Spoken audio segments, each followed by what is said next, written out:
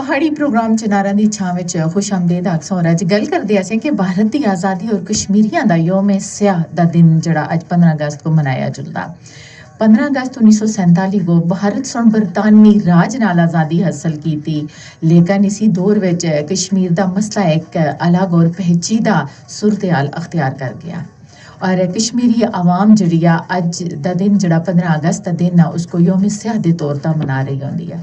कश्मीरी आवाम वास्ते ये दिन इस वास्ते अहमियत रखता कि वो अपने सियासी मुस्तकबल और हक खुद अरादियत के हवाले नाल एक तवील अरसे नाल ऐसे मौकफ का इजहार करते आए कि जिस विच पाकिस्तान विच यानी 15 अगस्त को कश्मीरियों के नाल इजहार यकजहती के तौर पर योम सियाह जड़ा वो मनाया जुलदा जबकि भारत इसको योम आज़ादी के तौर पर मना रहा होंदा। आज़ाद कश्मीर में योम सियाह दी तकरीबात जिहड़ियां होंदियां और रैलियां और सैमीनार्स नाल कीते जुलदियां और तालीमी अदारियां दे अंदर प्रोग्राम्स मुनक्कद कीते जुलदे कश्मीर दे शोहदा को खराज अकीदत पेश कीते जुलदा और कश्मीरी सकाफत और रवायात को बरकरार रखा जुलदा।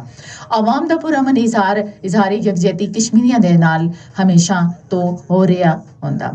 तारीख असमो इस सबक देंदी है कि तनाज़ात नस्ल दर नस्ल मुंतकिल करने दे बजाय उन्हां दे पुरअमन हल दी कोशिश करनी चाहिए। कश्मीर दे आवाम दे एहसासात इंसानी हकूक और खिते दे अमन को सामने रखते हुए करने चाहिए। कश्मीर दे आवाम दे एहसासात हमेशा तो सामने जड़े वो रखने चाहिए और ऐसे रस्ते की तलाश की जरूरत आ कि जिहड़ी आने वाली नस्लों वास्ते बेहतर मुस्तकबल की जमानत जिहड़ी वो बन सकन। अल्लाह ताला कश्मीर समेत पूरी दुनिया के अंदर अमन कायम रखा। पाकिस्तान जिंदाबाद, कश्मीर पाइंदाबाद।